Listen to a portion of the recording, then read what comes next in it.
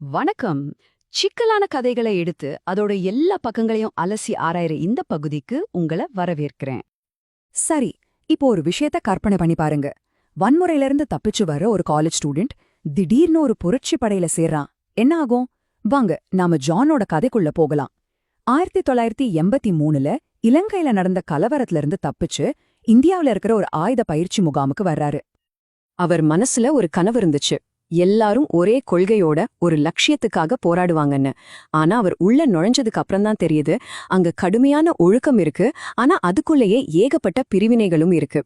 அவர் நினைச்ச மாதிரி இல்லாம அந்த உலகம் ரொம்பவே சிக்கலானதா, மனுஷங்களோட உணர்ச்சிகளால நிறைஞ்சதா இருந்துச்சு. இப்போ நாம பார்க்க போறது அந்த முகாமுக்குள்ள நடந்த விஷயங்கள, அதுவும் ஜானோட பார்வையில இருந்து. ஏன்னா அவர் அந்த முகாமுக்கு ஒரு புது இங்கிலீஷ் டீச்சரா போறாரு. இதனால அவருக்கு ஒரு ஸ்பெஷல் ஆக்சஸ் கிடைக்குது. முக்கியமா அங்கிருந்த பெண் போராளிகளோட வாழ்க்கைய ரொம்ப பக்கத்துல இருந்து பார்க்க முடியுது. முகாமுக்குள்ள போனதும் அவர் முதல்ல அதிர்ச்சிக்குள்ளாக்குன ஒரு விஷயம் என்ன தெரியுமா? அங்கிருந்த அப்பட்டமான பிரிவினை தான். சொல்லப்போனா ஆண் போராளிகளுக்கு ஒரு உலகம், பெண் போராளிகளுக்கு இன்னொரு உலகம். 2 குரூப்புக்கும் நடுவுல ஒரு பெரிய சுவர் இருந்த மாதிரி. பெண் தோழர்கள் ஆண் தோழர்கள் கிட்ட பேசவோ இல்ல யாராச்சும் விவாதிக்கவோ கூடாதுன்னு ரொம்ப கடுமையான கட்டுப்பாடுகள் இருந்துச்சு. இந்த ஏற்றத்தாழ்வு ரொம்ப அப்பட்டமாவே தெரிஞ்சது. ஆனா இந்த பிரிவினைக்கு பின்னாடி ஒவ்வொரு பெண்ணுக்கும் ஒரு கதை இருந்துச்சு. ரொம்ப சக்தி வாய்ந்த, அதே சமயம் ரொம்ப சோகமான பின்னணிகள். முதல்ல இத்ராவ பத்தி பார்க்கலாம். பார்க்கறதுக்கு ஒரு இரும்பு மனுஷன் மாதிரி தெரிஞ்சாங்க. அவங்களோட அந்த உறுதிக்கு பின்னாடி ஒரு வழி இருந்துச்சு. ஒரு ஸ்டூடெண்ட் ப்ரொடெஸ்ட்ல கலந்துகிட்டப்போ ஒரு போலீஸ் அதிகாரி அவங்க நெஞ்சில பூட்ஸால உதைச்சிருக்கான். அந்த வலி உடம்புல இருந்து போகவே இல்ல. ஆனா அதே வழிதான் அவளுக்கு இரும்பு மாதிரி ஒரு மன உறுதியையும் கொடுத்தது. அடுத்தது இனியா. அவங்க கதை கொஞ்சம் வேற மாதிரி. ஒரு பெரிய இழப்புல இருந்து அவங்களால மீண்டு வரவே முடியல. அவங்களோட கணவர் ஒரு முக்கியமான ஆக்டிவிஸ்ட். கல்யாணம் ஆன கொஞ்ச நாள்லே கொல்லப்பட்டிருக்கார். அந்த சோகம் அவங்கள விட்டு போகவே இல்ல. அதனால கிளாஸ் நடக்கும்போது கூட அவங்க அடிக்கடி ஏதோ ஒரு யோசனையில மூழ்கிடுவாங்க. அந்த அளவுக்கு அந்த வலி ஆழமா இருந்துச்சு. அப்புறம் மாலி. அவங்க ரொம்ப ஏழ்மையான ஒரு குடும்பத்துல இருந்து வந்தவங்க.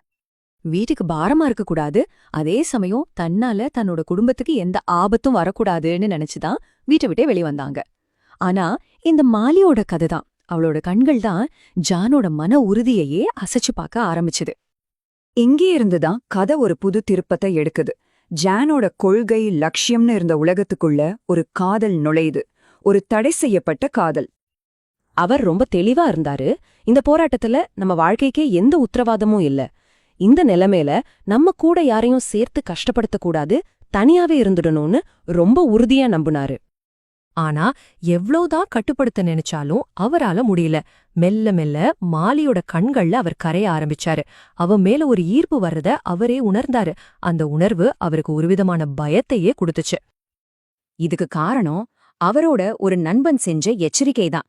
வேண்டாம் மச்சான்னு சொன்னான்.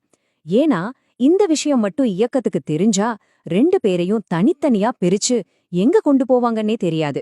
அங்க தனிப்பட்ட உறவுகளுக்கு இடமே இல்ல. அது ஒரு பெரிய விதி மீறல், உயிருக்கே ஆபத்தான விஷயம். இந்த தனிப்பட்ட காதல் கதை மாதிரிதான் அந்த முகாம பத்தின பல விஷயங்கள்லயும் கொள்கைக்கும் யதார்த்தத்துக்கும் நடுவுல ஒரு பெரிய வித்தியாசம் இருந்துச்சு. உதாரணத்துக்கு, பாலஸ்தீனத்துல ட்ரைனிங் எடுத்துட்டு வந்த தலைவர்கள் பேசுவாங்க. எதிரியோட பெரிய ஆயுதமான டேங்கிய பத்தி, டேங்கியெல்லாம் ஒரு முட்டைக்கோது மாதிரி ஈஸியா உடைச்சிடலாம் ரொம்ப சாதாரணமா சொல்லுவாங்க. கேக்குறவங்களுக்கு இது ஒரு பெரிய தன்னம்பிக்கையை கொடுக்கும். ஆனா நிஜம் அதுவா? இன்னொரு பக்கம் சோத்து பார்சல் கலாச்சாரம்னு ஒண்ணு உருவாகிட்டு இருந்துச்சு.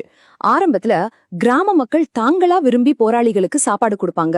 ஆனா போக போக சில போராளிகள் அதையே தங்களோட உரிமையா நினைச்சு சாப்பாடு கேட்க ஆரம்பிச்சாங்க. மக்களோட நல்லெண்ணத்தை தப்பா பயன்படுத்த ஆரம்பிச்சாங்க. இது தியாகம்ங்கிற கொள்கைக்கே நேரெதிரா இருந்துச்சு.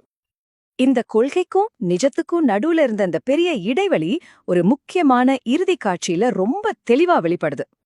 ஜான் உடம்பு சரியில்லாத ஒரு தோழரை கூட்டிட்டு ஆஸ்பத்திரிக்கு போறாரு. அங்க போய் பார்த்தா 7 கிராம மக்கள் எல்லாரும் வெயில்ல பெரிய கியூல நிக்கறாங்க. அவரும் மனசுக்குள்ள ஒரு போராட்டத்தோட அந்த கியூல போய் நிக்கறாரு. ஆனா ரொம்ப நேரம் காத்திருக்க முடியல. உடனே தான் ஒரு விடுதலை புலிங்கிற அடையாளத்தை பயன்படுத்துறாரு. அடுத்த நிமிஷமே டாக்டர் அவரை கூப்பிட்டு எந்த பணமும் வாங்காம உடனே ட்ரீட்மெண்ட் கொடுக்கறாரு. அந்த நேரத்துல அவருக்கு ஒரு பக்கம் நன்றியுணர்வு, ஆனா இன்னொரு பக்கம் மனசுக்குள்ளே ஒரு பெரிய உறுத்தல், ஒரு சங்கடமான வெக்கம். இதுதான் அந்த இயக்கத்தோட மைய முரண்பாட்டையே காட்டுது. அதாவது யாருக்காக போராடுறோமோ அந்த மக்களே ஓரங்கட்டிட்டு ஒரு போராளிங்கிற சிறப்புரிமைய நம்ம பயன்படுத்துறோமா? இது நம்ம முன்னாடி ஒரு பெரிய கேள்விய வைக்குது. இந்த மாதிரி கிடைக்கிற முன்னுரிமை போராளிகளோட தியாகத்துக்காக மக்கள் கொடுக்கிற மரியாதையா, இல்ல அதிகாரம் மெல்ல மெல்ல தவறா பயன்படுத்தப்படுறதோட அறிகுறியா? இந்த கேள்விதான் எந்த ஒரு புரட்சி இயக்கத்துக்குள்ளேயும் அதிகாரம், மரியாதை, ஊழல் இதுக்கெல்லாம் நடுவுல இருக்கிற மெல்லிய கோட்டை பத்தி நம்மள ஆழமா யோசிக்க வைக்குது.